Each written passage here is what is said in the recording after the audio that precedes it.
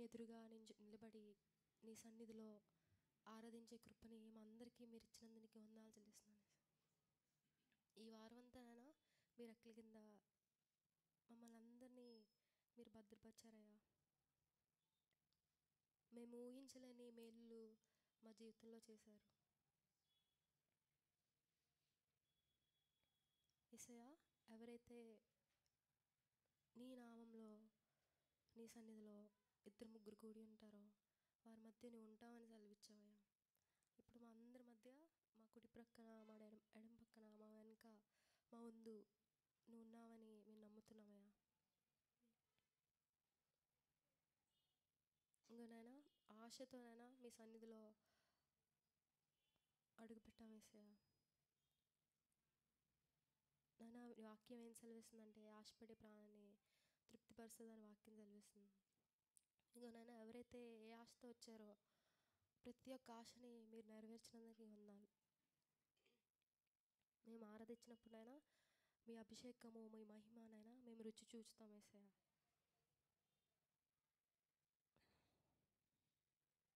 మా జీవితంలో చేసిన ప్రతి మేలుకి నీ కృతజ్ఞతాస్తుతులు చెల్లిస్తూ యేసు నామములో అడిగి పెట్టుకున్నాను తండ్రి. ఆమేన్. మొదటిగా దేవాని గొప్ప కార్యములనే పాట పాడుతూ ఆయన్ని ఆరాధిద్దాం.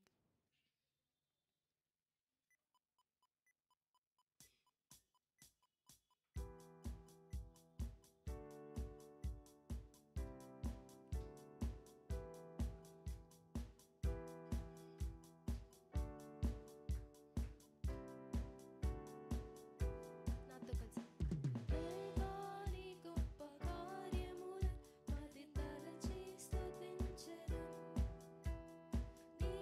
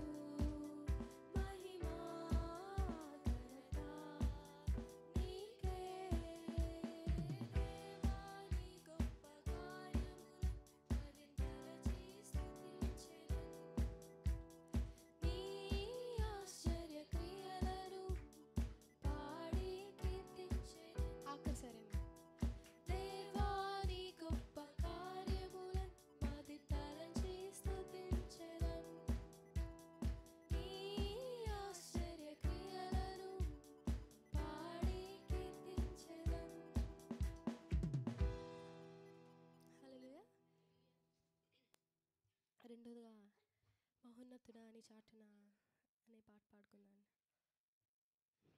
ఈ పాట పాడే ముందు ఒక 2 నిమిషాలు ఆయన సన్నిధిలో తండ్రితో మీరు మాట్లాడాలని నేను ఆశపడుతున్నానండి.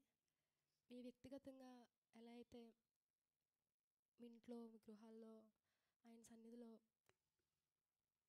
సమయం గడుపుతూ ఎలా మాట్లాడతారో, ఆయన చేసిన మేలును జ్ఞాపకం చేసుకుంటూ ఒక 2 నిమిషాలు అందరూ మాట్లాడాలండి తండ్రితో. ఇంత మంచి అమూల్యమైన సమయాన్ని మనకు ఆయన మనందరికి ఇచ్చారు.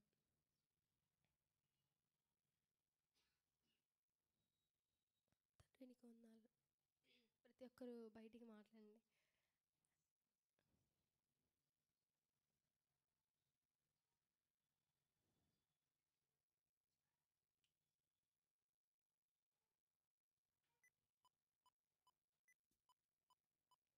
ప్రతి ఒక్కరూ మాట్లాడాలన్నా.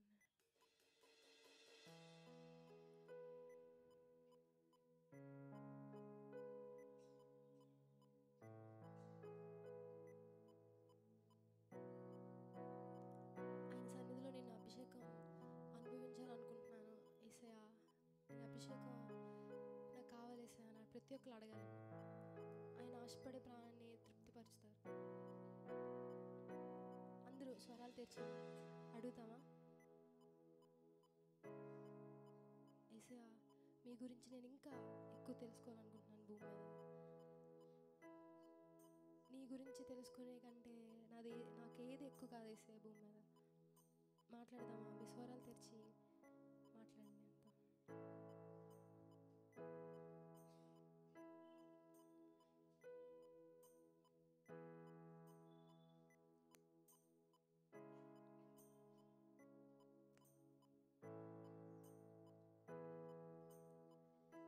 నాతో కలిసి మహోన్నతుడా నీ చాటున నే నివసించెదను.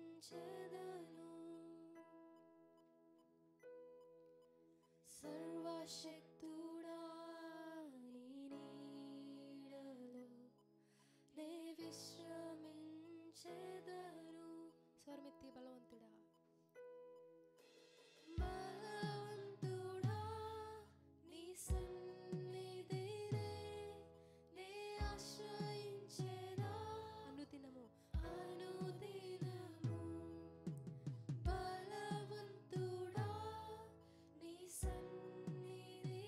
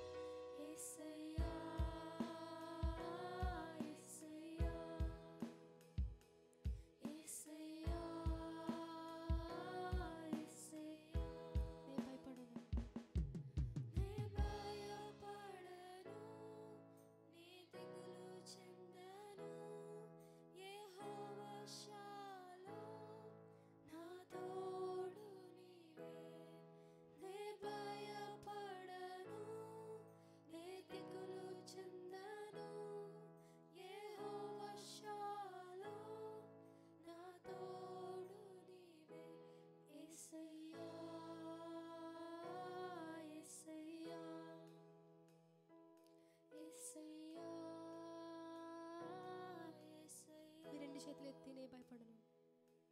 నే భయపడను, నే దిగులు చెందను. యెహోవా షాలోమ్ నా తోడు నీవే. నే భయపడను, నే భయపడను, నే దిగులు చెందను. నే దిగులు చెందను. యెహోవా షాలోమ్ యెహోవా షాలోమ్ నా తోడు నీవే. నా తోడు నీవే. నే భయపడను, యేసయ్యా, యేసయ్యా, యేసయ్యా, యేసయ్యా. ఆఖరిసారి పాడదామండి. నే భయపడను, నే భయపడను, నే దిగులు చెందను. యెహోవా షాలోమ్ నా తోడు నీవే. నే భయపడను, నే దిగులు చెందను. యెహోవా షాలోమ్ నా తోడు యేసయ్యా. నీవే. యేసయ్యా,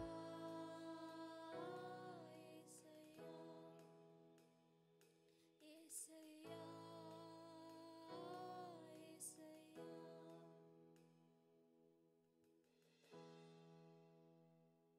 తండ్రి మరొకసారి నీకు వందనాలు చెల్లిస్తున్నాయా. నేను ఆరాధించే కృపని భాగ్యాన్ని నాన్న మా అందరికి ఇచ్చారు. ఇంకో నాన్న వాక్యం వినుచుండగా నాన్న వినగలే చెవులు, గ్రహించే హృదయం నాన్న మా అందరికీ దయచేయండి. మీ కుమారుని గురించి నాన్న ప్రత్యక్ష జ్ఞానము నూతనంగా యేసుప్రభుని చూడలాగనైనా కృపని మాకు విడుదలచండి. మరొకసారి నువ్వు సిలువలో చేసిన కార్యానికి వందనాలు చెల్లిస్తూ యేసు నామములో అడిగి వేడుకుంటున్నాను తండ్రి. ఆమేన్.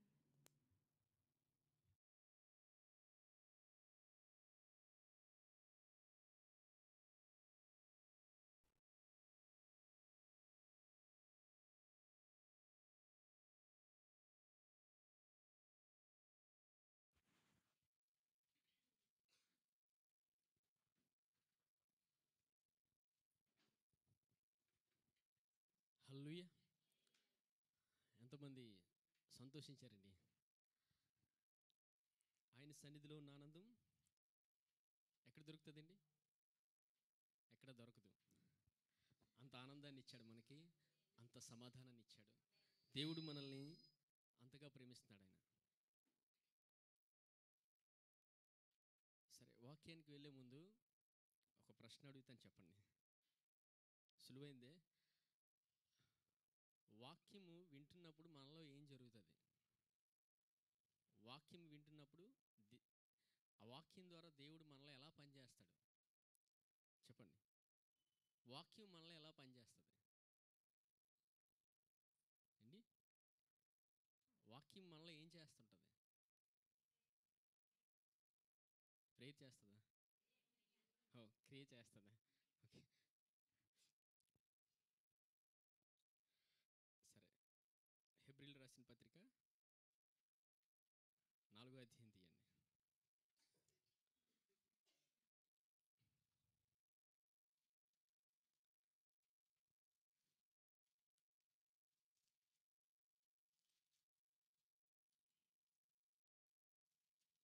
నాలుగో అధ్యాయం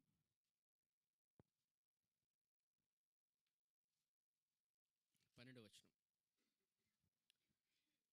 ఎందుకనగా దేవుని వాక్యము సజీవమై బలము గలదై రెండంచులు గల ఎటువంటి ఖడ్గము కంటెను వాడిగా ఉండి ప్రాణాత్మలను కీళ్లను మూలుగను విభజించినంత మట్టుకు దూరుచు హృదయం యొక్క తలంపులను ఆలోచనలను శోధించున్నది.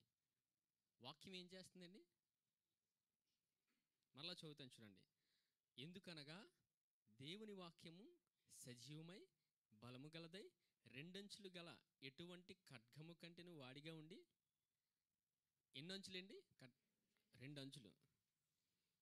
అంటే కత్తికి ఒక అంచు ఉంటుంది, 2 ఉంటాయండి?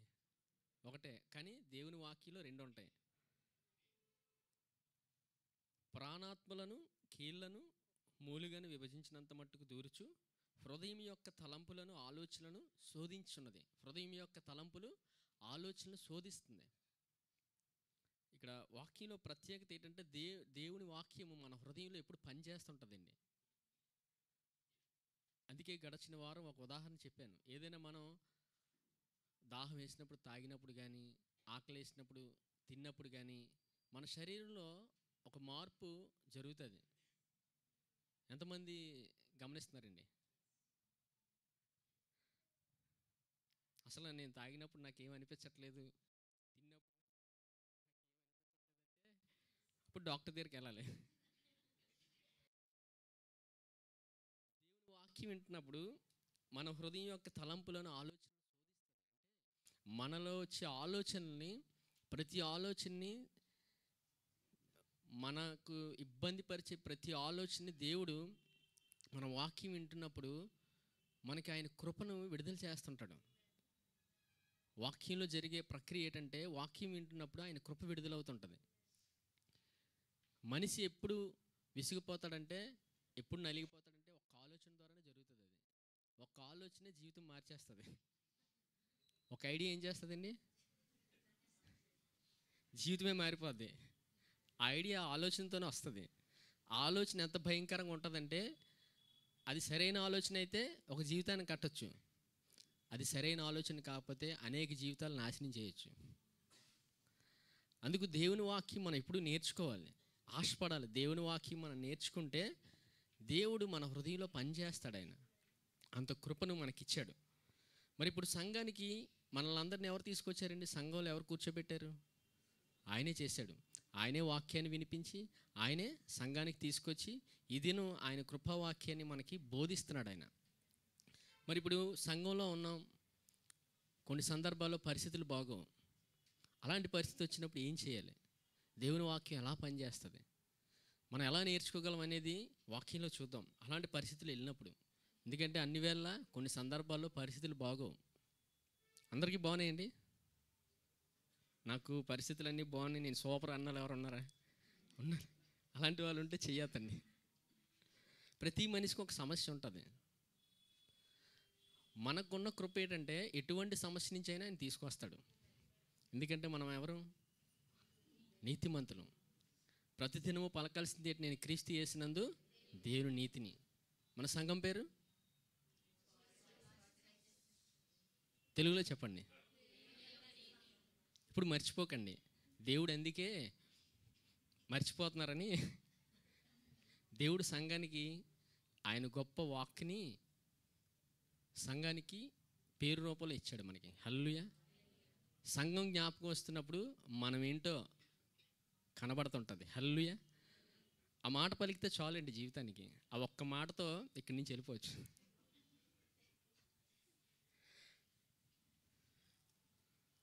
కీర్తనలు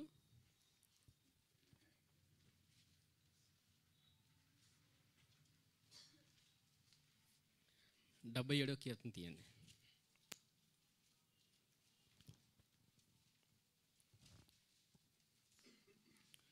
77వ కీర్తన మొదటి నుంచి చూడండి.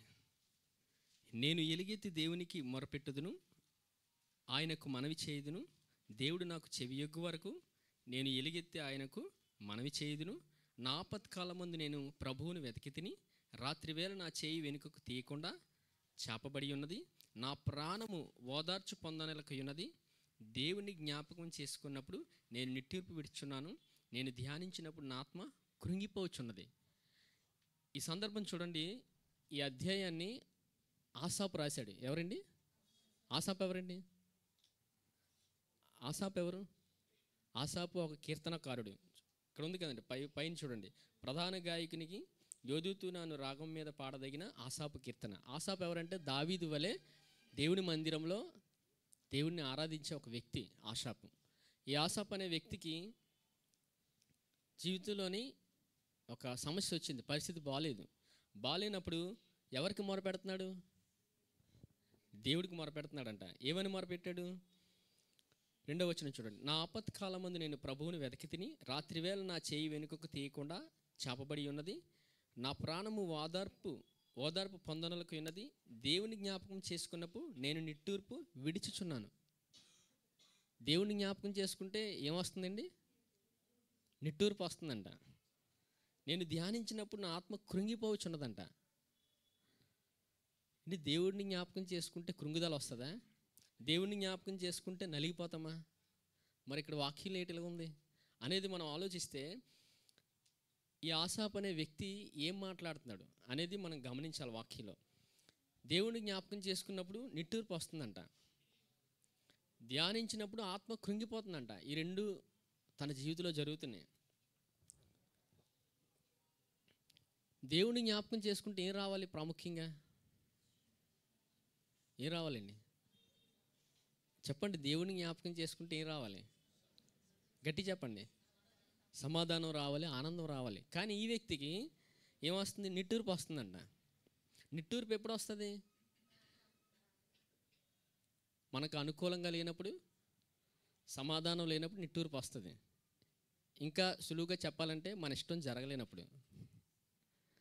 ప్రతి మనిషికి ఒక ఇష్టం ఉంటుంది. ఆ ఇష్టం జరగలేనప్పుడే నిట్టూర్పు వస్తుంది, ఏడుపు వస్తుంది, బాధ వస్తుంది. ఎంతమందికి వస్తుంది? ఎవరికి రావట్లేదండి? వస్తుంది. అలా రావాలి. వస్తే సమాధానం వస్తుంది. అలా రావట్లేదంటే చెక్ చేసుకోవాలి ఒకసారి. ఓకే, 4వ వచనం చూడండి. నీవు నా కన్నులు మూతపడని నీవు, నేను కలవరపడుచు మాట్లాడలేక ఉన్నాను. త్రొట్టిల్లి దినములను పూర్వకాలమందు సంవత్సరములు నేను మనస్సునకు తెచ్చుకొందును. నేను పాడిన పాట రాత్రి యందు జ్ఞాపకం చేసుకొందును, హృదయమును ధ్యానించుకొందును. దేవా, నా ఆత్మ నీ తీర్పు మార్గము శ్రద్ధగా వెతికెను. చూసారా, 4వ వచనం నుంచి మాటలు వేరేగా ఉన్నాయి. మొదటి నుంచి 3 వచనాలు వేరుగా ఉన్నాయి. 4 నుంచి ఇంకా మీకు 7 వచనం దాకా వేరుగా ఉన్నాయి మాటలు. వాక్యంలో ఎప్పుడే అదే గమనించాలి. ఏం మాట్లాడుతున్నాడు ఆ వ్యక్తి? ఇది గమనిస్తే మన జీవితంలోని పరిస్థితి బాగాలేనప్పుడు ఎలా సమాధానం పొందుకోవాలనేది మనకు అర్థమవుతుంది.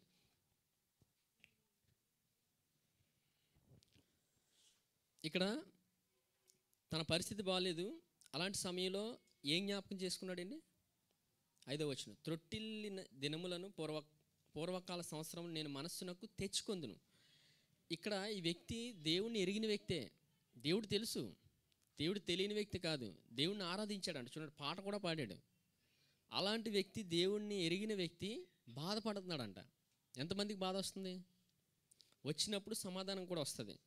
ఏంటి ఎలా సమాధానం పొందుకోవాలి అనేది మన వాక్యంలో చూద్దాం. చూడండి, 6వ వచనం చూడండి. నేను పాట పాడిన పాట రాత్రి యందు జ్ఞాపకము చేసుకొందును, హృదయమును ధ్యానించుకొందును.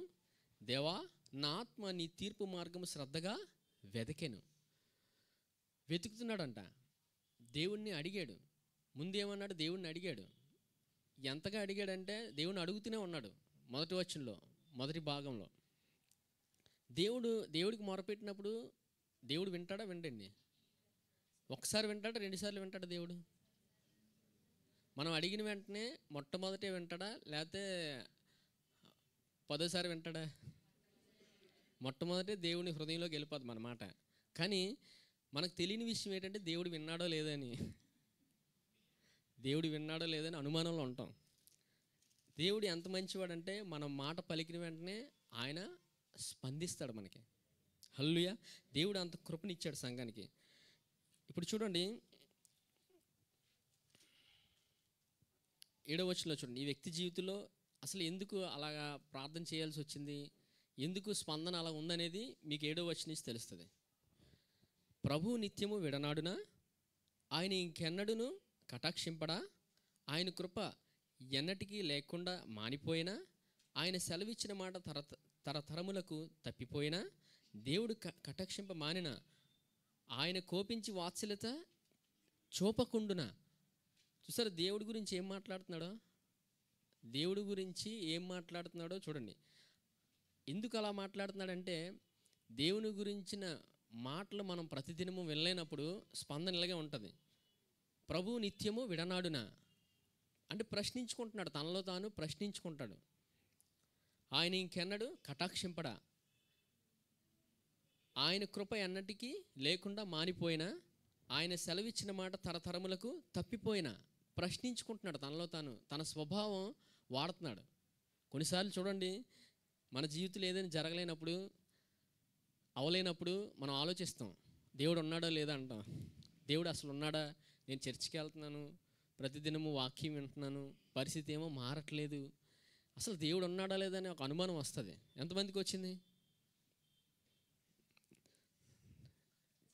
ఎవరికి రాలేదండి? వస్తుంది, అందరికీ వస్తుంది. రావట్లేదంటే చెక్ చేసుకోవాలి. వస్తుంది. అసలు దేవుడు ఉన్నాడా అనిపిస్తుంది. ఆయన ఎప్పుడు ఉంటాడు. దేవుడు మనకి నేర్పించే విధానం ఎలా ఉంటుందంటే, కొన్ని పరిస్థితుల్లోని దేవుడు మనకి ఎడారిలోకి పంపిస్తాడు. ఎక్కడ పంపిస్తాడండి? ఎడారిలో వదులుతాడు ఆయన. మనం ఏం చేస్తామని.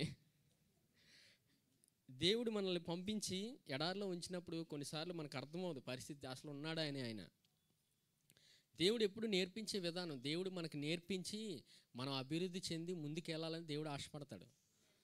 మనం నేర్చుకోవాలని దేవుడు చూస్తాడు. అలాంటి పరిస్థితుల్లో మనం ఎక్కడికి వెళ్తామని.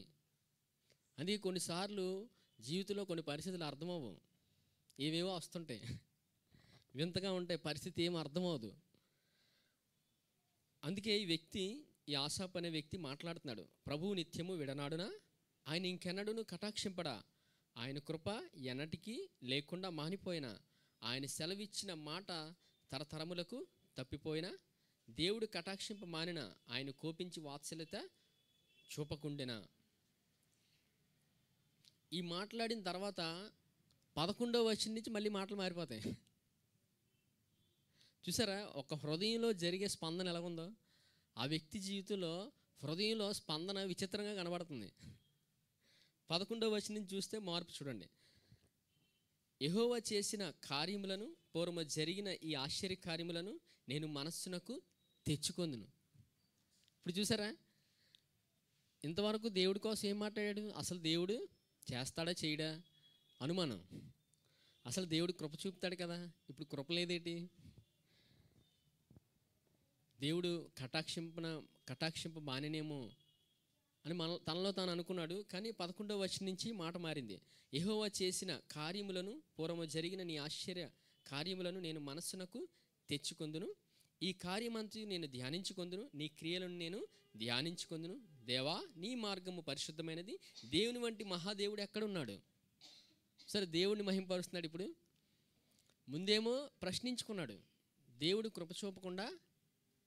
కృప చూపట్లేదా అని అనుకున్నాడు. కానీ 11వ వచనం నుంచి వచ్చేటప్పటికి దేవుని కార్యాలను వివరిస్తున్నాడు, పూర్వము చేసిన కార్యాలని. అందుకు ఇక్కడ తెలుసుకోవాల్సింది ఏంటంటే, మనం సంఘంలో లేకుండా బయట తిరిగితే కొన్నిసార్లు మాటలు ఇలాగే వస్తాయి. సంఘంలో నుంచి వేరుగా వెళ్ళకూడదు. ఎప్పుడు బయట ఒంటరిగా తిరిగినప్పుడు హృదయం నలిగిపోద్ది. హృదయం ఏమవుతుందండి? నలిగిపోద్ది, వేదన చెందుతుంది. అలాంటి పరిస్థితుల్లో మనం ఏం చేయలేం. అందుకే సంఘంలో ఉండాలి. దేవుడు సంఘంలో పనిచేస్తాడు. ఎక్కడ పనిచేస్తాడంటే దేవుడు సంఘంలో పనిచేస్తాడు. అందుకు సంఘంలోకి వచ్చి మనం కూర్చున్నప్పుడు దేవుడు మన హృదయంలో పనిచేస్తాడు.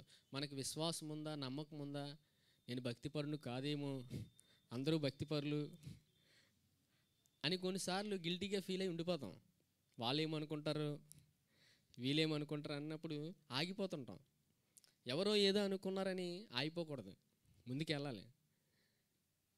కొంతమంది వ్యక్తులు ఉంటారు, ఎవరేమనుకున్నా ముందుకు వెళ్ళిపోతారు. వాళ్ళు ఎప్పుడు ఎదుగుతూనే ఉంటారు, ఆగిపోరాలు. మనుషులు చాలా అనుకుంటారు. మనుషులు ఏమనుకుంటారండి? చాలా అనుకుంటారు. దేవుడు ఉన్నాడని అడిగేస్తే జీవితంలో అభివృద్ధి అనుభవిస్తాం. దేవుడు ఏమన్నాడు? మీరు ఫలించి అభివృద్ధి చెందమన్నాడు. అభివృద్ధి ఇచ్చేవారు ఎవరు? ఆయనే. ఆయన ఉన్నాడని నమ్మి అడుగేయాలి. ఎలా అడుగేయాలండి? విశ్వాసంతో నమ్మి అడుగేయాలి. అడుగేస్తే ఆయన మనకు కనబడతాడు.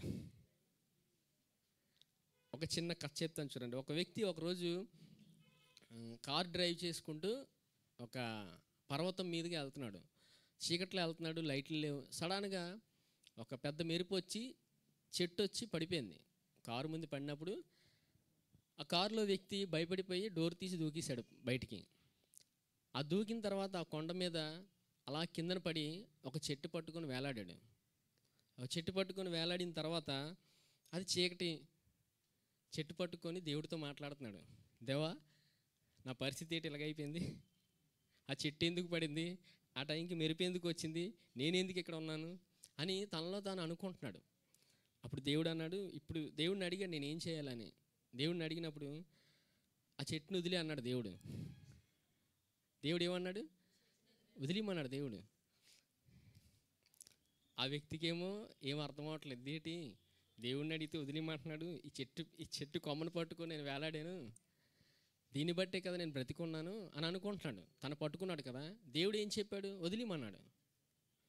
వదలలేదు. ఉదయం అయిపోయింది. భూమికి అతను వేలాడిన ఆ ఎత్తుకి ఉన్న స్థలం ఎంత అంటే ఒక జానెడు. రాత్రి అంతా నిద్ర లేదు, చెయ్యిల నొప్పులు, బాధ, జ్వరం కూడా వచ్చింది. దేవుడు మనకన్నీ సులువుగానే చెప్తాడు. హల్లెలూయా. ఎంత సులువుగా చెప్తాడంటే ఆయన మాట నమ్మి వింటే ముందుకు వెళ్ళిపోతాం. చెట్టు పట్టుకొని వేలాడం. హల్లెలూయా. దేవుడు మనల్ని అంత ప్రేమిస్తున్నాడు. ఇక్కడ ఈ వ్యక్తి, ఆసాపు అనే వ్యక్తి జ్ఞాపకం చేసుకున్నాడు. యెహోవా 11వ వచనం, యెహోవా చేసిన కార్యములను, పూర్వము జరిగిన నీ ఆశ్చర్య కార్యములను నేను మనస్సునకు తెచ్చుకొందును. నీ కార్యమంతయు నేను ధ్యానించుకొందును, నీ క్రియలను నేను ధ్యానించుకొందును. దేవా, నీ మార్గము పరిశుద్ధమైనది. దేవుని వంటి మహాదేవుడు ఎక్కడున్నాడు? ఆశ్చర్య క్రియలు జరిగించి దేవుడవు నీవే. జనములలో నీ శక్తిని నీవు ప్రత్యక్షపరచుకొని ఉన్నావు. దేవుడు ఏం చేశాడండి? ప్రత్యక్షపరచుకున్నాడు ఆయన. ఈ ఆసాపు అనే వ్యక్తి ధ్యానిస్తున్నాడు ఇంకా దేవుడు చేసిన కార్యాలని. పాత నిబంధనలో పూర్వం చేసిన దేవుడు అద్భుత కార్యాలను ధ్యానించడం మొదలుపెట్టాడు. ఇంకా మీరు వచ్చిన చివరి వరకు వెళ్తే దేవుడు ఆశ్చర్య కార్యాలు చాలా అద్భుతంగా ఉంటాయి. ఈ ఆసాపు అనే వ్యక్తి కీర్తనలో 12 అధ్యాయాలు రాస్తాడు. ఎన్ని అధ్యాయాలండి? 12 అధ్యాయాలు. తన జీవిత పరిస్థితిలోని, తన జీవితంలో బాగాలేనప్పుడు దేవుని ధ్యానిస్తుంటాడు. దేవుని వాక్యాన్ని ఎప్పుడైతే ధ్యానిస్తుంటాడో తన జీవితంలో సమాధానాన్ని పొందుకున్నాడు. హల్లెలూయా. ఇప్పుడు చూడండి 14వ వచనం, ఆశ్చర్యక్రియలు జరిగించి దేవుడవు నీవే, జనములలో నీ శక్తిని నీవు ప్రత్యక్షపరచుకున్నావు. దేవుడు ప్రత్యక్షపరచుకున్నాడు ఆయన శక్తిని. ఈరోజు మనం ఇక్కడ ఉన్నామంటే ఆయన శక్తిని బట్టి ఉన్నాం, ఆయన ప్రత్యక్ష జ్ఞానం బట్టి మనం ఇక్కడ ఉన్నాం. ఎంత అద్భుతమైన విషయం ఏంటంటే, దేవుని కుమారుల ప్రత్యక్షత కొరకు సృష్టి మిగులు ఆశతో ఎదురు చూస్తుందంట. ఏం చూస్తుంది? ఎదురు చూస్తుంది. ఎవరు ప్రత్యక్షత కొరకు? దేవుని కుమారుల ప్రత్యక్షత కొరకు. 15వ వచనం, నీ బాహుబలము వలన యాకోబు యోసేపుల సంతతి వారకు నీ ప్రజలను నీవు విమోచించి ఉన్నావు. చూసారా ఎక్కడికి వెళ్ళాడండి ఇప్పుడు? యోసేపు ఎక్కడికి వెళ్ళిపోయాడు ఇప్పుడు? యోసేపు కాదండి, ఆసాపు ఎవరి దగ్గరికి వెళ్ళాడు? యాకోబు యోసేపు సంతతి దగ్గరికి వెళ్ళిపోయాడు. ధ్యానిస్తున్నాడు వాక్యాన్ని. వారి జీవితంలో దేవుడు ఎలా పనిచేశాడు, దేవుడు వారిని ఎలా నడిపించాడు అనే విషయం మాట్లాడుతున్నాడు. యాకోబు జీవితాన్ని ఎలా కట్టాడు దేవుడు? యాకోబు ఎవరు? మోసగాడు. యాకోబు ఎవరండి? మోసగాడు. ఎవరిని మోసం చేశాడు? అన్నని మోసం చేశాడు, తండ్రిని మోసం చేశాడు. ఒక సమయం వచ్చేటప్పటికి తనకు అర్థమైంది, దేవుడు లేకపోతే నేను ఉండలేనని. ఏ మానవుడైనా యేసుప్రభు గురించి వింటే చివరికి వచ్చే ముగింపు ఏంటంటే ఆయనే సమస్తమని. చివరిలో మీకు చూపిస్తానులేండి. యోసేపు సంతతి వారు నీ ప్రజలను నీవు విమోచించి ఉన్నావు. యోసేపు ఎవరు? యోసేపు ఎవరండి? ఏంటి? యాకోబు కుమారుడు. అర్థమవుతుందా? యాకోబు కుమారుడు యోసేపు. సంతతి మొదలైంది. తండ్రి నేర్చుకున్నది పిల్లలకు నేర్పిస్తారండి. యోసేపు అంతగా అభివృద్ధి చెందడానికి తండ్రి నేర్పించాడు. తండ్రి జీవితంలో తండ్రి దేవుని పట్టుకున్నాడు, దేవుడిని అడిగాడు, దేవుడి దగ్గర నుంచి పొందుకున్నాడు. అదే పిల్లలకు నేర్పించాడు. ఇప్పుడు చూడండి, పిల్లల జీవితంలోని ఏదైనా పరిస్థితి బాగాలేనప్పుడు, ఉద్యోగం లేనప్పుడు వారికి ఏం చెప్తారు మీరు? ఏం చెప్పాలండి పిల్లలకి? ఇంజనీరింగ్ చదువుకున్నది అమ్మాయి, బాబు ఇంజనీరింగ్ చదువుకున్నాడు, డాక్టర్ చదివాడు, ఉద్యోగం లేదు. ఉద్యోగం లేనప్పుడు ఏం చెప్పాలి వాళ్ళకి? నీకు ఇంక ఉద్యోగం రాదు, నీకు జాబ్ రాదు, నువ్వు అలా ఫైల్ పట్టుకొని తిరుగు, ఆఫీస్ తిరిగి అయినా రాదు, ప్రయత్నిస్తున్నా రాదు. అప్పుడు ఏం చెప్పాలి? దేవుడు ఉన్నాడు అని చెప్పాలి. హల్లెలూయా. దేవుడు ఉన్నాడని చెప్తే తనలోకి ధైర్యం వస్తుంది. దేవుడు ఉన్నాడు, నీ జీవితాన్ని కడతాడు, ఆయన చూసుకుంటాడు అని చెప్పినప్పుడు వాళ్ళకి ధైర్యం వచ్చి వారు ముందుకు అడిగేస్తారు విశ్వాసంతో. హల్లెలూయా. తండ్రి అయిన యాకోబు యోసేపుకి నేర్పించాడు. యోసేపుకి అంత చిన్న వయసులోనే అంత జ్ఞానం ఎక్కడిది? కలల భావాన్ని ఎలా చెప్పగలడు? ఎలా చెప్తాడు చెప్పండి? కలల భావాన్ని ఎలా చెప్పాడు యోసేపు? దేవుని సన్నిధిలో సమయం గడిపాడు, అంటే దేవుని గురించి తెలుసుకున్నాడు. సమయం గడపడం అంటే గంటల గంటలు రూమ్లోకి వెళ్ళి కూర్చోవడం కాదండి. దేవుని గురించి తెలుసుకోవడమే. యేసు ప్రభు గురించి తెలుసుకుంటే జీవితంలో అభివృద్ధి చెందుతాం. సమయం గడపడం అంటే 40 దినాల ఉపవాసం, 3-4 గంటల ప్రార్థన, ఇవి కాదండి. మన ప్రార్థన బట్టి దేవుడు ఏం చేయడు. మన ప్రార్థన బట్టి దేవుడు ఏం చేయడు. ఎవరిని బట్టి చేస్తాడు దేవుడు? యేసు ప్రభువుని బట్టే. మన కొరకు ప్రాణం ఇచ్చింది ఎవరు? యేసు ప్రభువే.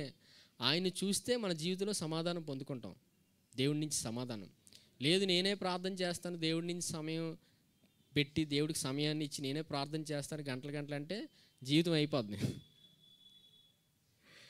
ప్రతిదినము నేను క్రీస్తు చేసినందుకు దేవుని నీతిని అని మాట పలికినప్పుడు దేవుడు పనిచేస్తాడు మనలోని. ఎవరికి మహిమ వస్తుంది ఆ మాట పలికినప్పుడు? కుమారుడికి మహిమ వస్తుంది. కుమారుడికి మహిమ వచ్చినప్పుడు దేవుడు మన జీవితంలో పనిచేస్తాడు. హల్లెలూయా. తండ్రి అయిన దేవుడు ఏం పలికాడు కుమారుడి గురించి? నేను ఈయన యందు ఆనందించున్నాను. మరి నేను క్రీస్తు చేసినందుకు దేవుని నీతిని అని మాట పలికినప్పుడు ఎవరు ఆనందిస్తారు? అంతేనండి, సులువు.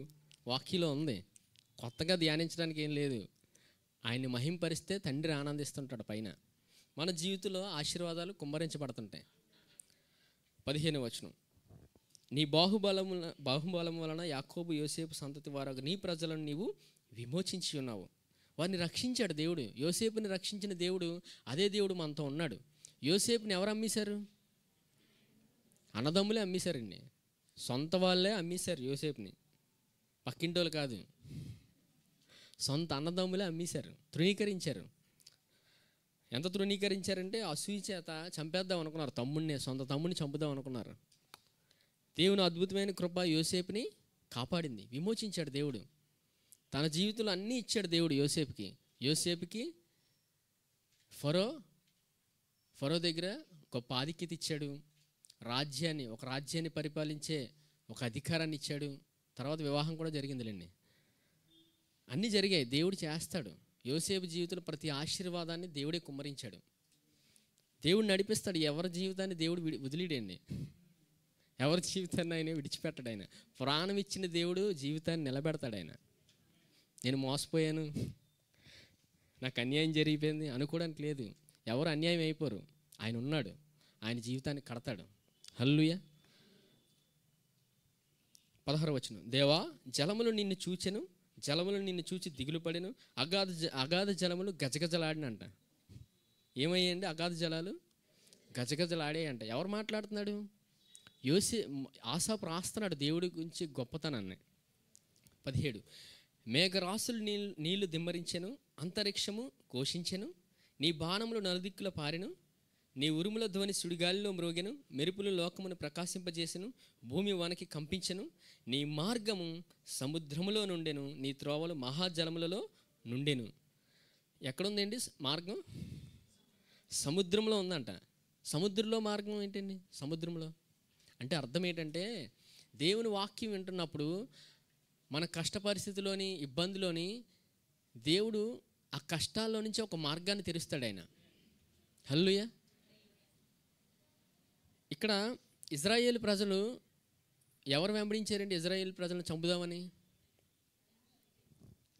ఎవరు చెప్పండి? ఒకళ్ళే చెప్తున్నారండి. ఇజ్రాయేల్ ప్రజల్ని చంపుదామని ఎవరు వెంబడించారు? ఐగుప్తీయులండి, అన్యులు వెంబడించారు. ఒక సమయం వచ్చాక ఏ సముద్రం అడ్డొచ్చిందండి? ఎర్ర సముద్రం అడ్డొచ్చింది. ఎర్ర సముద్రంలో నుంచి దేవుడు తీసుకెళ్ళాడు.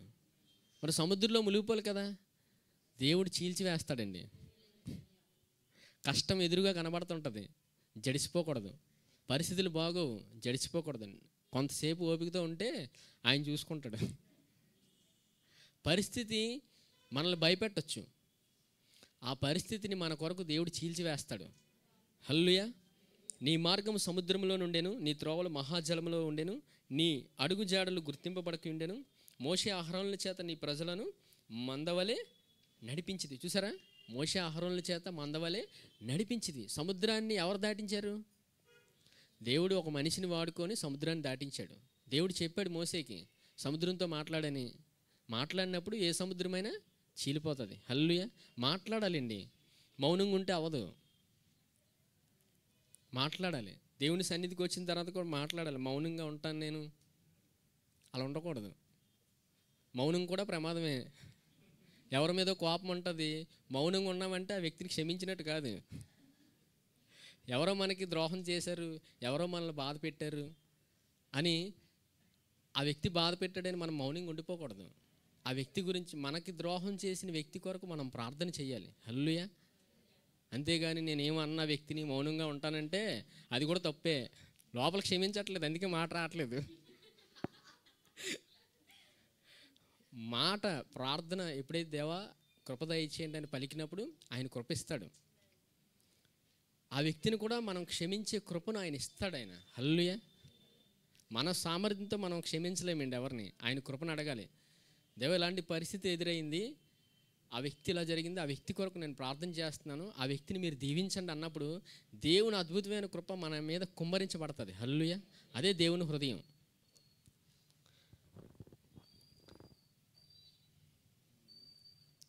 డెబ్బై 8వ అధ్యాయం 12వ వచనం చూడండి.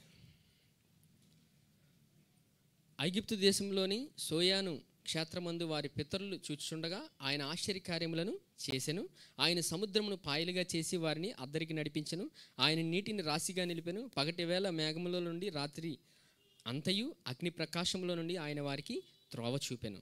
అరణ్యములో ఆయన బండలు చీల్చి సముద్రమంతా సమృద్ధిగా వారికి నీరు త్రాగనిచ్చాను. చూసారా, దేవుడు ఎక్కడి నుంచి నీరు ఇచ్చారండి అడిగి వాళ్ళకి? బండలో నుంచి ఇచ్చాడండి.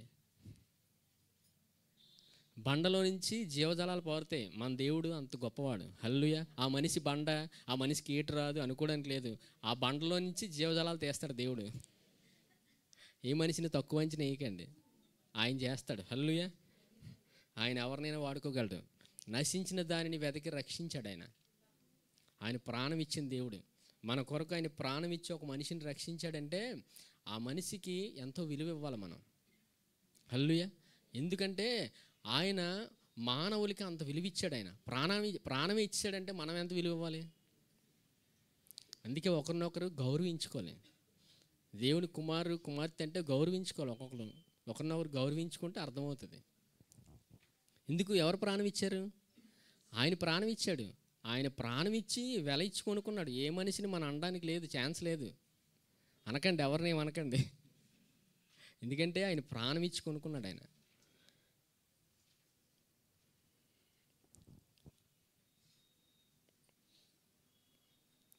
24వ వచనం చూడండి.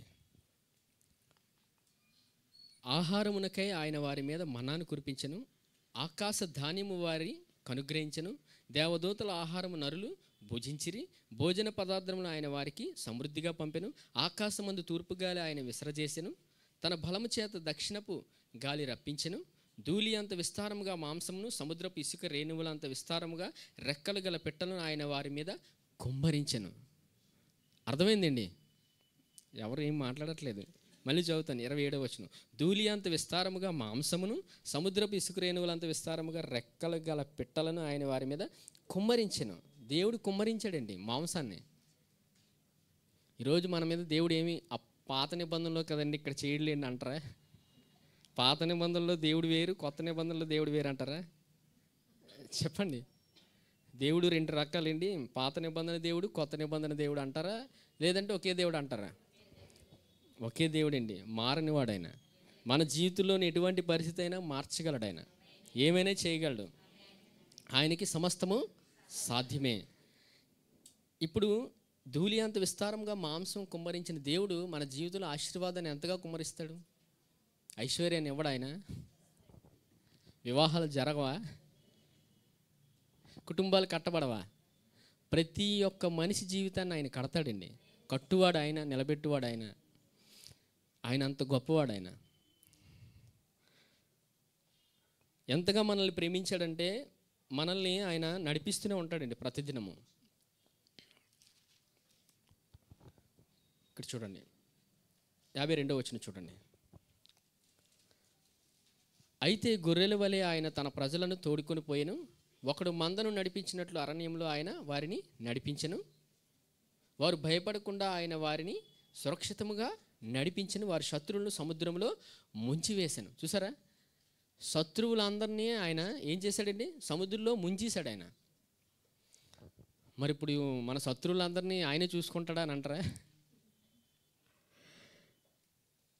ఇక్కడ శత్రువు అంటే పాత నిబంధనలో ఐగుప్తీయులు శత్రువులు. మరి ఇక్కడ శత్రువు ఎవరు? క్రొత్త నిబంధనలో శత్రువు ఎవరు? ఎవరండి? బాధలేమి ఇవన్నీ ఎవరు కలుగు చేస్తారు మనకి? అపవాది. అది ఇప్పుడు అపవాది. ఈ అపవాది ఏం చేస్తాడు? మనుషుల్ని వాడుకుంటాడు. కొత్తగా దిగిరాడండి, తెల్లబట్టలు వేసుకొని రాడు. రాత్రిపూట నాకు తెల్లబట్టలు వేసుకొని కనబడ్డారు అలా రాడు. మనుషుల్నే వాడతాడు. మనిషిని వాడినప్పుడు దేవుని యొక్క పరిశుద్ధాత్మ కృప ద్వారా మనం అక్కడ నడిపించబడతాం. పరిశుద్ధాత్మ దేవుడిని అడిగితే ఏం చేయాలో ఆయనే చెప్తాడు. పరిశుద్ధాత్మ దేవుడు మనలో అందరిలో ఉన్నాడండి. ఎవరిలో ఉన్నాడు? మన అందరిలోనే ఉన్నాడు ఆయన. పరిశుద్ధాత్మ దేవుడు చెప్తాడు. ఇప్పుడు అపవాది ఒక వ్యక్తిని వాడుకొని మన దగ్గర పనిచేస్తున్నప్పుడు మనము ఆ వ్యక్తిని క్షమించాలి. ఇది కొద్దిగా అర్థమవుతుందండి. ఆ వ్యక్తిలో ఏం లేదు. ఆ వ్యక్తిని ప్రభావితం చేస్తుంది ఎవరు? అపవాది. అపవాది చేస్తాడు. అపవాది చేసి ముందుకు తీసుకొస్తాడు. ఎంతమందికి జరిగాయండి? నాకు జరిగాయి. కొన్ని పరిస్థితులు ఎదురవుతుంటాయి, మనుషులు వస్తుంటారు. అలాంటి పరిస్థితిలో దేవుని అద్భుతమైన కృప మనకు తోడుగా ఉంటుంది. మనల్ని నడిపిస్తాడు ఆయన. ఎటువంటి పరిస్థితుల్లోనైనా సరే, ఎటువంటి పరిస్థితుల్లోనైనా మనల్ని నడిపించి తీసుకెళ్తాడు ఆయన. అందుకే ప్రతిదినం మనం ఏం చేయాలి? భాషలో మాట్లాడాలి. ఏం మాట్లాడాలండి? భాషలు మాట్లాడుతుంటే పరిశుద్ధాత్మ శక్తిని మనం అనుభవిస్తాం. ఏం మాట్లాడాలండి? భాషలు మాట్లాడుతుంటే పరిశుద్ధాత్మ శక్తిని మనం అనుభవిస్తాం. పరిశుద్ధాత్మ దేవుడు పనిచేస్తూనే ఉంటాడు. వాక్యాన్ని జ్ఞాపకం చేసి ఏ పరిస్థితుల్లో ఎలా నడవాలో మనకు చెప్తాడు ఆయన. ఇక్కడ చూడండి, ఆసాపు చివరిగా ఏ ముగింపుకి వచ్చాడండి? దేవుని గొప్పతనాన్ని వివరించాడు. పాత నిబంధనలో ఉన్న ప్రతి పరిస్థితిని ధ్యానించాడు. వాక్యాన్ని ధ్యానించినప్పుడు తన జీవితంలోని అద్భుతమైన సమాధానాన్ని పొందుకున్నాడు. హల్లెలూయా. మన బలహీనతను ఎవరు భరించారు? యేసుప్రభు భరించారు. మనకున్న ప్రతి బాధను ఎవరు భరించారు? యేసుప్రభు సిలువలు అన్నీ భరించారండి. అలాగే ఒక సందర్భంలో ఒక స్త్రీ 18 ఏళ్ళ నుంచి ఆమెకి చూడండి, ఆ వచనం చూపిస్తాను చూడండి. లూకాసు వార్త 13వ అధ్యాయం తీయండి.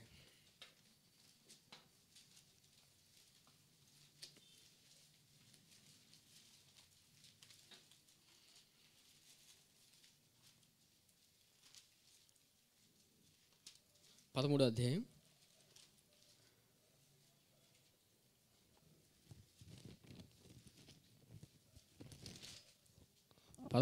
10వ వచనం చూడండి. విశ్రాంతి దినమున ఆయన ఒక సమాజ మందిరంలో బోధించినప్పుడు 18 ఏండ్ల నుండి బలహీనపరచు దయ్యము పట్టిన ఒక స్త్రీ అచ్చట నుండెను. ఆమె నడుము వంగిపోయి ఎంత మాత్రమును చక్కగా నిలవబడలేక ఉండెను. యేసు ఆమెను చూచి రమ్మని పిలిచి, అమ్మా, నీ బలహీనత నుండి విడుదల పొంది ఉన్నావని ఆమెతో చెప్పి ఆమె మీద చేతులు ఉంచగానే ఆమె చక్కగా నిలవబడి దేవుని మహిమపరచను. ఏమైందండి? ఆమెకున్న బలహీనత పోయింది. ఆమె ఎన్ని సంవత్సరాల నుంచి ఆమె అలా వంగి ఉంది? 18 సంవత్సరాల నుంచి ఆమె భూమినే చూస్తుంది, పైకి చూడలేకపోతుంది. ఆమె ఏం చూస్తుందండి? 18 సంవత్సరాల నుంచి భూమిని చూస్తుంది, పైకి చూడలేకపోతుంది. అంతగా బెండయి ఉంది ఆమె వెన్ను. బెండయి ఆమె బాధపడుతుంది. ఎక్కడ కూర్చుంది ఆమె? సమాజ మందిరంలో ఉంది. అద్భుతం దేవుడు ఎక్కడ చేశాడు? దేవుని ఆలయంలో చేశాడు ఆయన. ఆమె ఎవరు? 16వ వచనం చూడండి. ఇదిగో 18 ఏండ్ల నుండి సాతాను బంధించిన అబ్రహాము కుమార్తె అయిన ఈమెను విశ్రాంతి దినమందు ఈ కట్ల నుండి విడిపింపదగదా అని అతనితో చెప్పాను. ఈ సందర్భం ఏంటంటే యేసుప్రభు వారు విశ్రాంతి దినం రోజు అద్భుతం చేశారు. ఇక్కడ ఉన్న వారికి నచ్చలేదు ఆ సందర్భం అది. కానీ ఇక్కడ యేసుప్రభు వారు ఏం చెప్పారు? ఇదిగో 18 ఏండ్ల నుండి సాతాను బంధించిన అబ్రహాము కుమార్తె అయిన ఈమెను విశ్రాంతి దినమందు ఈ కట్ల నుండి విడిపింపదగదా అని అతనితో చెప్పాను. ఎన్ని సంవత్సరాలండి? 18 సంవత్సరాల నుంచి. ఆమె ఎవరు? అబ్రహాము కుమార్తె. ఎవరండి? అబ్రహాము కుమార్తె. అంటే అబ్రహాం ఆశీర్వాదం. అబ్రహాం ఆశీర్వాదం కొనసాగుతుంది. అబ్రహాంకి తన జీవితంలోని ఎన్నో అద్భుతాలు చూశాడు. దేవుడు మాట నమ్మి ముందుకెళ్ళిపోయాడు. అదే మాటను ఎవరికిచ్చాడు? యేసుప్రభు ఎవరికిచ్చాడు? యేసు ఎవరికిచ్చారండి?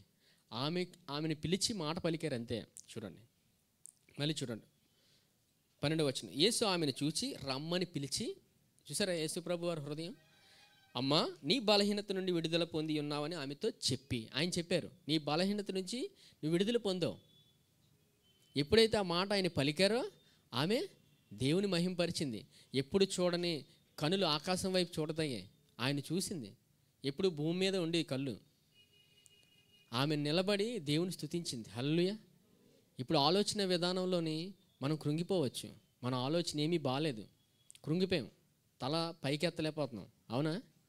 ప్రాణము విశ్రాంతి లేదు, ఎవరితో మాట్లాడాలనిపించట్లేదు. అప్పుడు ఎవరి దగ్గరికి వెళ్ళాలి? ఆయన దగ్గరికి వెళ్తే ఆయన నేర్పిస్తారు. అంటే సంఘంలో ఉంటే ఆయన మాట్లాడి మాట పలికి కృంగిపోయిన మన ఆలోచనలోని, మనం నలిగిపోయిన ఆలోచన నుంచి ఆయన విడిపిస్తాడు. హల్లెలూయా. అక్కడ ఆసాపుకి ఏమైంది? ఆలోచనలోని కృంగిపోయాడు, నిట్టూరు పిడుస్తున్నాడు దేవా అని. ఎవరు విడిపించారు? ఎవరిని జ్ఞాపకం చేసుకున్నాడు? దేవుని వాక్యాన్ని ధ్యానించాడు. దేవుడు ఎంత గొప్పవాడో ధ్యానించి విడుదల పొందుకున్నాడు. దేవుడు గొప్పతనాన్ని గురించి మాట్లాడాడంటే అర్థం ఏంటండి? ఎవరు మాట్లాడట్లేదు. బాధలో ఉన్న వ్యక్తి దేవుడిని జ్ఞాపకం చేసుకుని దేవుడి గురించి మాట్లాడాడంటే ఆ వ్యక్తి విడుదల పొందాడు. హల్లెలూయా. మనం సమస్యలో బాధలో ఉన్నప్పుడు దేవుని వాక్యం విని మాట పలికినప్పుడు మనం బయటకు వచ్చేస్తాం. హల్లెలూయా. ఆ వ్యక్తి దేవుని యొక్క గొప్పతనాన్ని వివరిస్తున్నాడంటే అర్థం ఏంటి? బయటకు వచ్చాడు. దేవా, నీవు ఐగుప్తీ ప్రజల నుంచి నీ ప్రజల్ని విడిపించావు కదా అని అన్నాడంటే అర్థం ఏంటి? ఈ వ్యక్తి కూడా బయటకు వచ్చాడు. దేవుని వాక్యం వింటున్నప్పుడు మన హృదయంలో గొప్ప కార్యాన్ని ఆయన చేస్తాడు. హల్లెలూయా. ప్రతి బలహీనత నుంచి ఎవరు విడిపిస్తారండి? యేసుప్రభు విడిపిస్తారు. ఈమెను ఎవరు విడిపించారు? బలహీనత నుంచి ఎవరు విడిపించారండి? ఎలా విడిపించారు? మాట అమ్మ అని పిలిచి దగ్గరికి తీసుకొని, యేసు ఆమెను చూచి రమ్మని పిలిచి, అమ్మ, నీ బలహీనత నుండి విడుదల పొంది ఉన్నావని ఆమెతో చెప్పి ఆమె మీద చేతులుంచగానే ఆమె చక్కగా నిలబడి దేవుని మహిమపరిచింది. చక్కగా నిలబడిందంటే అర్థం ఏంటి? ఇన్ని రోజులు చక్కగా నిలబడలే, ఇన్ని రోజులు ఒంగోని నడిచింది. అలాంటి ఆమెను ఆయన స్వస్థపరిచారు. హల్లెలూయా. దేవుడు మన ప్రతి పరిస్థితిని ఆయన చూస్తాడు. మన ఆలోచన విధానం ఆయనకి తెలుసు, మనం ఎలా నడుస్తున్నామో తెలుసు, ప్రతిదీ ఆయనకి తెలుసు. ఆయన మనల్ని చూస్తున్నాడు. ఆయన మనకు ఆలోచన వచ్చింది, ఇబ్బంది పడిపోతున్నామంటే ఆయన విడిచిపెట్టడు. వాక్యం వింటున్నప్పుడు ఇబ్బంది పెట్టే ప్రతి ఆలోచన నుంచి ఆయన విడిపిస్తుంటాడు, మార్గం ఇస్తాడు. అది ప్రాముఖ్యంగా ఏంటంటే వాక్యంలో మనకి మార్గం కనబడుతుంది. ఇజ్రాయేలు ప్రజలకి ఎక్కడ మార్గం కనబడింది? ఎవరు మాట్లాడట్లేదు. ఎర్ర సముద్రంలో మార్గాన్ని దేవుడు చూపించాడు. ఎవరు మాట పలికారు? మోషే ద్వారా దేవుడు పలికించాడు. ఏమని? సముద్రంతో మాట్లాడమన్నాడు, పలికాడు. అవునా? పలికినప్పుడు ఏం జరిగింది? సముద్రము చీలిపోయింది. హల్లెలూయా. ఈ దినం విశ్వాసంతో మనం మాట పలికినప్పుడు జరుగుతుంది. దేవుని మాట ఎప్పుడైతే మనం పలుకుతామో మన జీవితంలో గొప్ప ఆశీర్వాదాన్ని మనం అనుభవిస్తాం. హల్లెలూయా. దేవుని మాట అందుకే ప్రతిదినం మనం వినాలి. ఆయన వాక్యాన్ని మనం ధ్యానిస్తున్నప్పుడు, మన ప్రాణం నలిగిపోతున్నప్పుడు ఆయన మనకి ఆదరణ ఇస్తాడు, మన ప్రాణానికి విశ్రాంతి ఇస్తాడు ఆయన. హల్లెలూయా. చివరిగా దేవుడు మనకి ఎలా నేర్పిస్తాడో చూద్దాం. చూడండి, యెషయా గ్రంథం తీయండి. యెషయా గ్రంథం 54వ అధ్యాయం.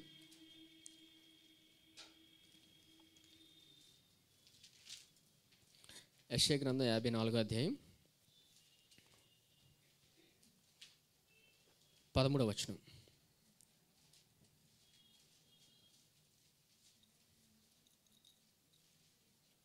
అధ్యాయం 13వ వచనం. నీ పిల్లలందరూ యెహోవా చేత ఉపదేశము నొందుదురు, నీ పిల్లలకు అధిక విశ్రాంతి కలుగును. ఎంతమందికి అర్థమైందండి? చూడండి, నీ పిల్లలందరూ యెహోవా చేత ఉపదేశం నొందుదురు, నీ పిల్లలకు అధిక విశ్రాంతి కలుగును. ఎక్కడ విశ్రాంతి దొరుకుతుందండి? ఉపదేశం అంటే అర్థం ఏంటి? ఆయన బోధిస్తున్నాడు వాక్యాన్ని. ఈ వాక్యం అర్థమైతే వాక్యం వినకుండా ఉండలేము. ఇంకా వాక్యం దగ్గరే విశ్రాంతి దొరుకుతుందండి. మీరు ప్రపంచంలో ఎక్కడ తిరిగినా విశ్రాంతి దొరకదు. ప్రయాసపడి భారం మోసుకొనిచున్న సమస్యలారా నా యొద్దకు రండి, నేను మీకు విశ్రాంతి కలుగజేతును. మరలా ఇక్కడ దేవుడు ఇచ్చాడు కదా, అంటే అర్థం ఏంటి? నీ పిల్లలందరూ యెహోవా చేత ఉపదేశము నొందుదురు, నీ పిల్లలకు అధిక విశ్రాంతి కలుగు. సగం విశ్రాంతి కాదండి, అధిక విశ్రాంతి. నాకు జీవితంలో అధిక విశ్రాంతి కావాలంటే వాక్యం దగ్గరికి వెళ్ళాలి. ఉపదేశాన్ని ఆయన ఇస్తాడు, ఆయన బోధిస్తాడు. తర్వాత ఏం జరుగుతుందో చూడండి, 14వ వచనం. నీవు నీతి గలదానివై, ఇది తప్పు అంటే దిద్దుకోండి, నీతి గలదానివై కాదండి, నీతిలో స్థాపింపబడదు. ఎందులో అండి? నీతిలో. నీవు నీతిలో స్థాపింపబడదువు, నీవు భయపడనక్కర్లేదు, బాధించేవారు నీకు దూరముగా నుందురు, భీతి నీకు దూరముగా ఉండును, అది నీ దగ్గరకు రానే రాదు. చూసారా దేవుడు ఎంత చక్కగా రాయించాడో? రాదంట, రానివ్వడంట, అసలు రానే రాదు. మొదట ఏం జరుగుతుంది? ఆయన మాట వింటున్నప్పుడు అధిక విశ్రాంతి కలుగుతుంది. రెండోది నీతిలో స్థాపింపబడతాం. మూడోది భయం అవసరం లేదు, బాధించేవారు అందరూ దూరం అయిపోతారు. హల్లెలూయా. ఏం జరుగుతుందండి? మొదటిది ఆయన ఉపదేశం వింటున్నప్పుడు అధిక విశ్రాంతి కలుగుతుంది మనకి. రెండోది నీతిలో స్థాపింపబడతాం. చూసారా, నీతిలో స్థాపించబడాలండి. నీతిలో స్థాపించబడడం అంటే నేను క్రీస్తు యేసునందు ప్రతిదినము పలకాలి. నేను క్రీస్తు యేసునందు దేవుని నీతిని అని ప్రతిదినము పలకాలి మనం. హల్లెలూయా. పలుకుతున్నప్పుడు ఏం పోతుంది? వెంటనే భయం పోతుంది. ఆయన వాక్యాన్ని బోధించి మనకి అధిక విశ్రాంతి ఇస్తాడు. ఇంకా భయం ఏమైనా కనబడుతుందంటే నేను క్రీస్తు యేసునందు దేవుని నీతిని అని పలికినప్పుడు భయం పోతుంది. బాధించేవారు అందరూ దూరం వెళ్ళిపోతుంటారు. హల్లెలూయా. బాధించేవారంటే ఇప్పుడు న్యూ టెస్టిమెంట్లో ఎవరు వెళ్ళిపోతారు? అపవాది పారిపోతాడు. హల్లెలూయా. అపవాది ఛాయలకు కూడా రాడు. నేను క్రీస్తు యేసునందు దేవుని నీతిని అనే మాట పలికినప్పుడు ఛాయలకు కూడా రావడానికి భయపడతాడు. ఎందుకంటే మనల్ని ఆయన రక్తం పెట్టి కొనుక్కున్నాడు. హల్లెలూయా. దేవుడు ఎంతగా మనల్ని ప్రేమించాడంటే ఆయన హృదయాన్ని ఏ మనిషి వివరించలేడు. ఎంత ప్రయత్నించినా వివరించలేం. వాక్యం ధ్యానిస్తున్నప్పుడు దేవుడు నువ్వు ఎంత గొప్పవాడవని కృపావాక్యాన్ని ధ్యానిస్తున్న వారికి అర్థమవుతుంది పరిశుద్ధాత్మ దేవుడు ఏం నేర్పిస్తున్నాడో. ఆయన హృదయాన్ని మానవులుగా ఎవరు వివరించలేరు. పరిశుద్ధాత్మ దేవుడు వివరిస్తే అద్భుతంగా ఉంటుంది. ఇంకో సందర్భాన్ని చూస్తాను, చూద్దాం.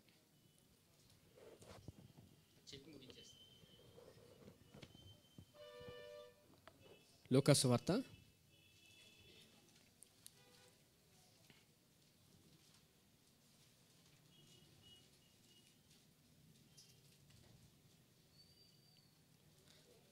23వ అధ్యాయం తీయండి.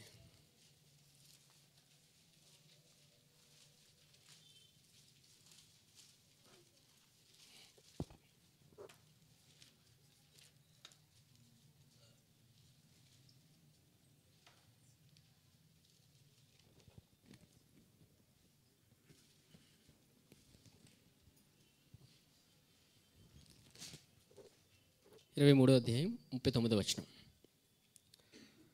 వ్రేలాడ వేయబడిన ఆ నేరస్తుల్లో ఒకడు ఆయన్ను దూషించు, నీవు క్రీస్తువు కాదా? నిన్ను నీవు రక్షించుకొనుము, మమ్మను కూడా రక్షించుమని చెప్పాను. అయితే రెండవ వాడు వాడిని గద్దించి, నీవు అదే శిక్షా విధిలో ఉన్నావు గనుక దేవునికి భయపడవా? మనకైతే ఇది న్యాయమే, మనము చేసిన వాటికి తగిన ఫలము పొందుచున్నాము కానీ ఈయన ఏ తప్పిదము చేయలేదని చెప్పి ఆయనను చూచి, యేసు నీవు నీ రాజ్యంలోనికి వచ్చినప్పుడు నన్ను జ్ఞాపకం చేసుకొనమని. అందుకు ఆయన వానితో, నేడు నీవు నాతో కూడా పరదేశంలో ఉందని నిశ్చయముగా నీతో చెప్పుచున్నాను. యేసుప్రభు పక్కన సందర్భం చెప్తాను చూడండి. యేసుప్రభు పక్కన ఎంతమందిని సిలువేశారండి? 2. కుడి పక్క ఒకరు, ఎడం పక్క ఒకరు. ఎడం పక్కన వ్యక్తి ఏమంటున్నాడు? నీవు క్రీస్తువు కాదా? నిన్ను నీవు రక్షించుకొనుము, మమ్మను కూడా రక్షించుమని ఎడం పక్క వ్యక్తి మాట్లాడుతున్నప్పుడు కుడి పక్కన ఉన్న వ్యక్తి అద్భుతంగా మాట్లాడుతున్నాడు యేసుప్రభు కోసం. అయితే రెండో వాడు వాడిని గద్దించి, నీవు అదే శిక్షా విధిలో ఉన్నావు గనుక దేవునికి భయపడవా? మనకైతే ఇది న్యాయమే. ఏమంటున్నాడు? మనం ఎన్నో తప్పుడు పనులు చేసాం, ఎన్నో చేసాం, మనకి ఇది న్యాయమే. మనము చేసిన వాడికి తగిన ఫలం పొందుచున్నాము కానీ ఈయన ఏ తప్పిదము చేయలేదని చెప్పి ఆయనను చూచి, యేసు నీవు నీ రాజ్యంలోనికి వచ్చినప్పుడు నన్ను జ్ఞాపకం చేసుకుని మనను. చూసారా అతను ఎలా స్పందిస్తున్నాడో? కుడిపక్కున్న దొంగ ఎందుకు స్పందించాడో తెలుసా? కుడిపక్కున్న ఈ వ్యక్తి ఏం విన్నాడో తెలుసా? ఆయన మాట విన్నాడు. హల్లెలూయా. చూడండి ముందు వచనంలో చూడండి. 33వ వచనం. వారు కపాలం అనబడిన స్థలమునకు వచ్చినప్పుడు అక్కడ కుడివైపున ఒకరిని ఎడమవైపున ఒకరిని ఆ నేరస్తులు ఆయనతో కూడా సిలువ వేసిరి. యేసు, తండ్రి, వీరేమి చేయుచున్నారో వీరెరుగురు గనుక వీరిని క్షమించమని చెప్పాను. వారు ఆయన వస్త్రములు పంచుకుంటకి చీట్లు వేసిరి. యేసు ప్రభు ఏం పలికారండి? వీరేమి చేయుచున్నారు వీరెరుగను గనుక వీరిని క్షమించండి అని మాట పలికాడు. అదే సందర్భంలో యేసు ప్రభు పక్కన ఎవరున్నారు? ఇద్దరు దొంగలు సిలువేశారు. ఆయన మాట ఎవరు విన్నారు? కుడి పక్కన దొంగ విన్నాడు, ఎడం పక్కన వ్యక్తి వినలే. ఎప్పుడైతే ఆయన మాట వింటామో ఆయన ఎంత గొప్పవాడో మనకు తెలుస్తుంది. హల్లెలూయా. ఆయన మాట వింటున్నప్పుడు విడుదల అనుభవిస్తాం. ఇప్పుడు ఈ వ్యక్తి ఎక్కడ అనుభవించాడు విడుదల? కుడిపక్క దొంగ సంఘంలో విడుదల పొందాడా? బయట విడుదల పొందాడా? సిలువ మీద. ఆయన ఉన్నాడంటే అక్కడ విడుదల ఉంటుంది. హల్లెలూయా. ఎక్కడ ఇద్దరు నా నామం ఏకీపిస్తారో వారి మధ్యలో నేనున్నాను. సిలువ మీద ఉన్నాడు. మరి సిలువలో అంత అద్భుతంగా ఆ వ్యక్తిని రక్షించిన ఆయన ప్రతి క్షణం మనల్ని రక్షిస్తూనే ఉన్నాడు. హల్లెలూయా. ఆయన సంఘంలో ఆయన కృపావాక్యాన్ని బోధించి మనకు ప్రతిదినము ఆయన మనల్ని రక్షిస్తున్నాడు. హల్లెలూయా. దేవుడు అంత కృపనిచ్చాడు మనకి. ఈ వ్యక్తి జీవితంలో అసలు తనకి అయిపోయింది జీవితం. ఇంక సిలువేశారంటే అర్థం ఏంటి? అయిపోయింది జీవితం. ఆఖరి క్షణం. ఇంకా జీవితం మీద ఆశ కూడా లేదు. ఎన్నో తప్పుడు పనులు చేశాడు. కుటుంబం ఉండుండొచ్చు, అవునా? ఆ సమయంలో పిల్లలు గుర్తొచ్చి ఉండొచ్చు, భార్య గుర్తొచ్చి ఉండొచ్చు, ఎన్నో గుర్తొచ్చి ఉండొచ్చు. అన్నీ గుర్తొస్తున్నప్పటికీ ఎవరి మాట విన్నాడు? యేసు ప్రభు మాట విన్నాడు. మాట ఎప్పుడైతే విన్నాడో ఆఖరి క్షణంలో కూడా దేవుడు తీసేస్తాడు బయటికి. జీవితం అయిపోయింది, ఇంకా నా పరిస్థితి ఇంకా బాలేదు, యేసయ్య నన్ను రక్షించంటే ఆయన బయటికి తీసేస్తాడు. హల్లెలూయా. ఆయన మాట వింటుంటే అంత అద్భుతమైన కృపను మనం అనుభవిస్తాం. ఇలాంటి పందిపోటు దొంగే అంత అద్భుతమైన కృపను అనుభవిస్తే మరి మనం ఎంత అనుభవిస్తామండి? ఆయన వాక్యం ఇంకా వినకుండా ఉండలేం. అక్కడ ఆశాపు విడుదల పొందాడు. దేవుడు మాట వచ్చిందంటే అర్థం ఏంటి? దేవా నువ్వు ఎంత గొప్పవాడవు. దేవుని జ్ఞాపకం చేసుకున్నాడు, వాక్యాన్ని ధ్యానించాడు. పూర్వం పితరుల జీవితాల్లో చేసిన అద్భుత విషయాలు జ్ఞాపకం చేసుకొని దేవుడి దగ్గర నుంచి విడుదల పొందుకున్నాడు. ఇక్కడ రెండవది, ఒక స్త్రీ దేవుని సన్నిధిలో విడుదల పొందుకుంది. మూడో వ్యక్తి సిలువ మీద. జీవితం అయిపోయింది, జీవితం ముగిసిపోయింది అనే గడిలో ఆ వ్యక్తి అద్భుతంగా రక్షణ పొందుకున్నాడు. హల్లెలూయా. యేసుప్రభు వారు ఏం పలికారు? ఆ మాట వినండి. అందుకు ఆయన 43, అందుకు ఆయన వానితో, నేడు నీవు నాతో కూడా పరదేశంలో ఉందువని నిశ్చయముగా నీతో చెప్పుచున్నానని. చూసారు, యేసుప్రభు హృదయం అది. ఆయన హృదయం అంత గొప్పది. ఆయన మనల్ని అంతగా ప్రేమిస్తున్నాడు ఆయన. ఇప్పుడు చాలామంది అనుకుంటారు నా జీవితం అయిపోయింది, ముగిసిపోయింది, నా ముగింపు ఇదేనేమో. మన ముగింపు యేసుప్రభు అండి. ఆది అంతం ఆయనే. హల్లెలూయా. ఆది అంతము ఆయనే. మన ముగింపు యేసుప్రభు. అంతేగాని మళ్ళీ మొదటి ఆదాం దగ్గరికి వెళ్ళకండి. మొదటి ఆదాం నుంచి నాకు మరణం వచ్చింది, మొదటి ఆదాం నుంచి నాకు జలుబు వచ్చింది, మొదటి ఆదాం నుంచి ఇంకేదో వ్యాధి వచ్చింది, అక్కడ అయిపోకండి. వాటన్నిటి నుంచి విడిపించి సమృద్ధి జీవాన్ని ఇచ్చాడు ఆయన. హల్లెలూయా. మన ముగింపు ఎవరు ఇప్పుడు? యేసుప్రభు. కుడిపక్క ఉన్న దొంగ ముగింపు ఎవరు? యేసుప్రభు. ఆసాపు ముగింపు ఎవరు? యేసుప్రభు. స్త్రీ ముగింపు ఎవరు? యేసుప్రభు. ఎక్కడికి వెళ్ళినా మీకు యేసుప్రభే కనబడతాడు బైబిల్ అంతా. ఇంకా రానున్న దినాల్లో దేవుడు తన కృపావాక్యం ద్వారా ఆయన మనకు చూపిస్తాడు. మనందరికీ ఆయన నేర్పిస్తాడు వాక్యాన్ని. హల్లెలూయా. ఎక్కడికి వెళ్ళినా యేసుప్రభేనండి. ఆయన ముగింపే మనకి ఆయనే. మన జీవితంలో ముగింపు ఎవరు? ఆయన ఉన్నాడంటే అర్థం ఏంటి? సమృద్ధి జీవం ఉంటుంది. ఆయన కృపను నిరంతరం మనం అనుభవిస్తాం. ఇంకా జీవితంలో నన్ను అందరూ విడిచిపెట్టేశారు, నేను అనాథిని, నన్ను ఎవరు పట్టించుకోవట్లేదు అనుకోవడానికి లేదు. ఆయన ఉన్నాడు చాలు జీవితానికి. మన జీవితంలో ఆయన ఉన్నాడు, మనతోనే ఉన్నాడు. ఆయన మనల్ని నడిపిస్తాడు. ఆయన ఎటువంటి పరిస్థితుల్లోనైనా సరే ఆయన మనల్ని నడిపించి మనల్ని ముందుకు తీసుకెళ్తూనే ఉంటాడు. అంత కృపను సంఘానికి ఇచ్చాడు. అందుకు మనం ఎంతగా ఆయన మాటలు వినడానికి ముందుకెళ్తుంటామో ఆయన నీతిలో మనం స్థాపించబడతాం. ఎందులో స్థాపించబడుతుంటామని? మనం నీతిమంతులం. నీతిమంతుడు ఎలా జీవిస్తాడు? విశ్వాస మూలంగా వెళ్తుంటాడు. ఎలా వెళ్తాడండి నీతిమంతుడు? విశ్వాసంతో వెళ్తాడా లేకపోతే సొంత సామర్థ్యంతో వెళ్తాడా? విశ్వాసంతోనే వెళ్తాడు. సొంత సామర్థ్యంతో వెళ్తున్నాడు అంటే అర్థం ఏంటి? తన సామర్థ్యాన్ని నమ్ముకుంటున్నాడు, స్వనీతిలోకి వెళ్తున్నాడు. కృపావాక్యం వింటున్నప్పుడు దేవుని నీతి మనలో పనిచేస్తుంటుంది. హల్లెలూయా. నీతిలో స్థాపించబడుతూ ముందుకెళ్తూనే ఉంటాం. దేవుని యొక్క గొప్ప ఆశీర్వాదాన్ని మనం అనుభవిస్తాం.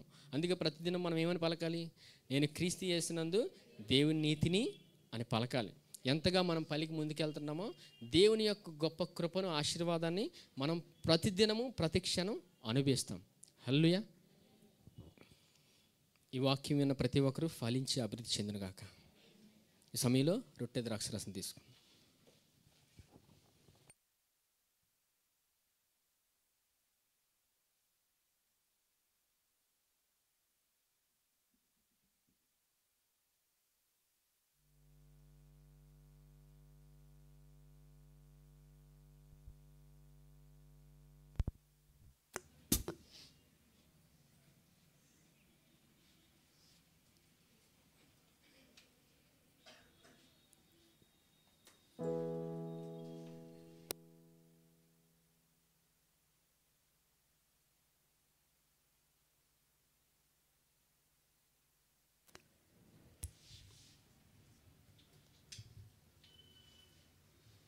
Check check check.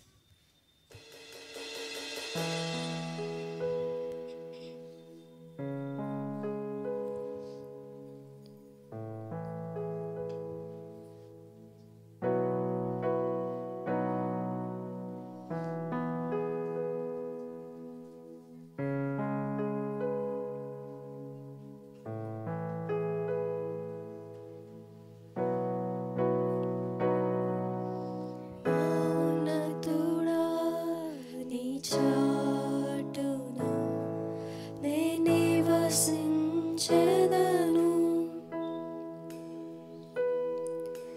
సర్వశక్తుడా నీ నీడలో నే విశ్రమించెదను.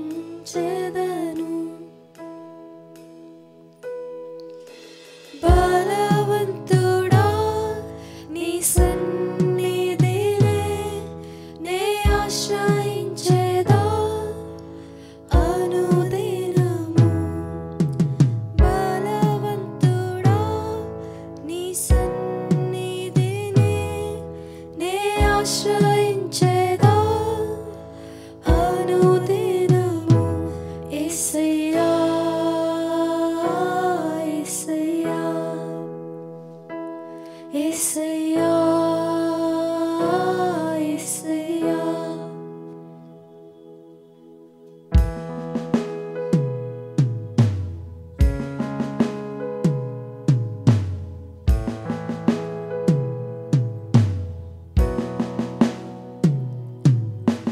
రాత్రి వేళకు భయముకైనా పగటిలో ఎగిరే బాణముకైనా చీకటిలో సంచరించు తెగులుకైనా దీనమెల్ల వేధించే వ్యాధికైనా నే భయపడను, నే దిగులు చెందను.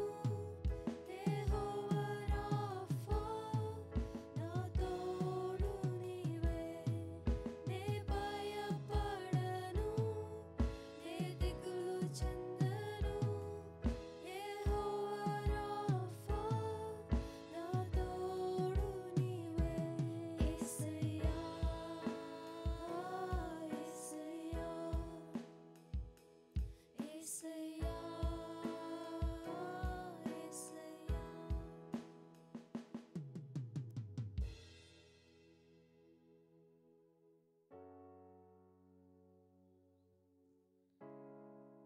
ఆయన 10,000లో అతి సుందరుడైన, ఆయన 10,000లో అతి సుందరుడు. మన కొరకు ఆయన శిలువ మీద ఎంతగానో నలిగిపోయాడు. మన ప్రతి శిక్షను భరించాడు. ప్రతి వేదన్ని భరించాడు. మనల్ని అంతగా ప్రేమించాడు. ఆయన శరీరంలో మన ప్రతి రోగాన్ని భరించాడు. ప్రతి శిక్షను భరించాడు.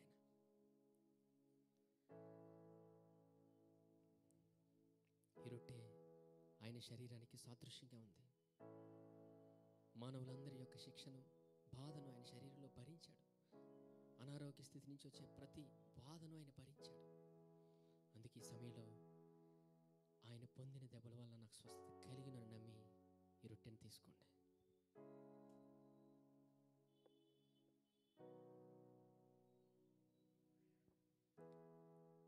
ఈ పాత్రలోనిది ఆయన రక్తానికి సాదృశ్యంగా ఉంది.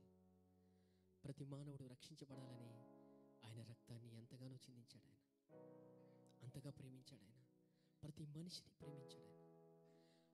ఆయన ప్రతి మనిషిని ప్రేమించాడు. ఆయన ఈ దినం ఆయన కృపను బట్టి ఆయన సన్నిధిలో మనం ఉండగలిగాం. కేవలం ఆయన ఉచితమైన కృపను బట్టి ఆయన సన్నిధిలో ఉన్నాం. ఆయన ఉచితమైన కృపను బట్టి ఆయన కృపా వాక్యాన్ని మనం వినగలుగుతున్నాం. అంతగా మనల్ని ఆయన ప్రేమించాడు. ఆయన అంతగా మన ఎడల ఆయన కృప చూపాడు. ఆయన ఈ సమయంలో నేను క్రీస్తు యేసునందు దేవుని నీతిని నమ్మి ఈ పాత్రలోని తీసుకోండి.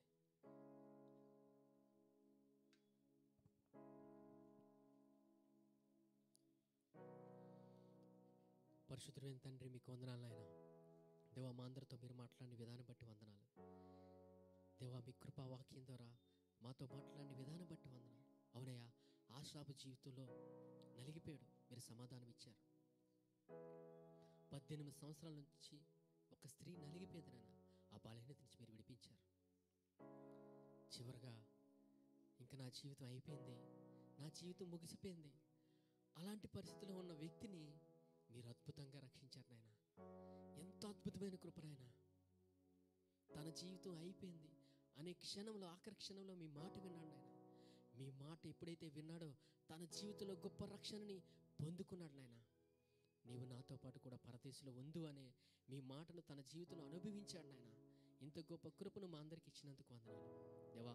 మీ కృపా వాక్యం ద్వారా మా అందరితో మీరు మాట్లాడిన విధానం బట్టి వందనాలు. సంఘం మీది నాయన, సంఘానికి శిరస్సు మీరు నాయన. ఇంకా మీ గురించి తెలుసుకునే గొప్ప కృపలోకి నడిపించండి అయ్యా, గొప్ప కృపలోకి నడిపించండి అయ్యా. అయ్యా, ఈ జీవితంలో మీ గురించి తెలుసుకుంటే చాలు నాయన. అంత గొప్ప కృపను మీరు మాకు ఇచ్చినందుకు వందనాలు. ఇంకా తెలుసుకునే గొప్ప కృపను దయచేయమని దేవ మమ్మల్ని ముందుకు తీసుకెళ్ళమని. అలాగే ఈ సమయంలో మీ బిడ్డలందరినీ జ్ఞాపకం చేస్తున్నాను నాయన. మీ బిడ్డల జీవితాలు మీకు తెలుసు నాయన, వారి ప్రతి పరిస్థితి మీకు తెలుసు నాయన. దేవ, ఈ సమయంలో ఎవరైతే అనారోగ్య స్థితిలో నలిగిపోతున్నారో మీరు విడిపించేవారు నాయన. మీరు పొందిన దెబ్బల వల్ల స్వస్థత నాయన. ఎవరైతే మానసికంగా నలిగిపోతున్నారో మీరు పొందిన దెబ్బల వల్ల స్వస్థత నాయన. ఇప్పుడే మీరు విడిపించినందుకు వందనాలు. కుటుంబంలో ఎవరికైనా అసమాధానంగా ఉంటే మీరు సమాధానం ఇప్పుడు ఇచ్చినందుకు వందనాలు. అలాగే నాన్న, వారి ఉద్యోగరీత్యా, వ్యాపారీత్యా మీ జ్ఞానము, మీ కృపను విడుదల చేయండి నాన్న. మీ గొప్ప కృపను వారికి దయచేయమని, వారిని బహుగా మీరు వాడుకోమని, ఉద్యోగ రంగంలో వారిని బహుగా వాడుకోమని, అంత గొప్ప జ్ఞానాన్ని మీరు దయచేయమని వేడుకుంటున్నాను. కుటుంబంగా అభివృద్ధి ఇచ్చేవారు నాయన, వ్యక్తిగతంగా అభివృద్ధి ఇచ్చేవారు నాయన. మీరే మాకు సమస్తాన్ని ఇచ్చేవారు నాయన. మీరే మమ్మల్ని నడిపించుకొని మీరే మహిమ ఘనత పొందుకోమని నజరేయుడైన యేసుక్రీస్తు నామములో అడిగి వేడుకుంటున్నాం తండ్రి, ఆమేన్. యెహోవా నిన్ను ఆశీర్వదించి నిన్ను కాపాడును గాక. యెహోవా తన సన్నిధి కాంతి ప్రకాశింపజేసి నిన్ను కరుణించును గాక. యెహోవా తన సన్నిధి కాంతి ఉదయింపజేసి నీకు సమాధానము కలుగజేయును గాక. ఆమేన్.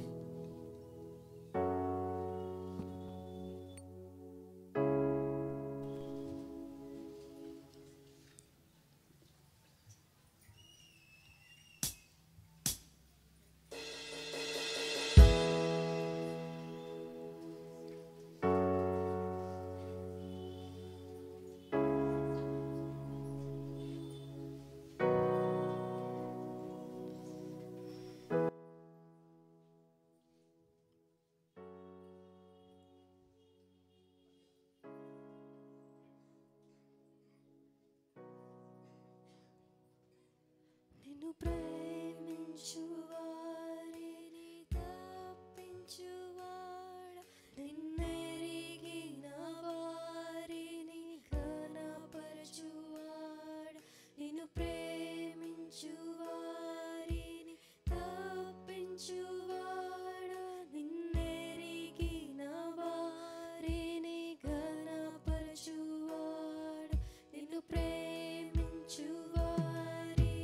తప్పించువాడ,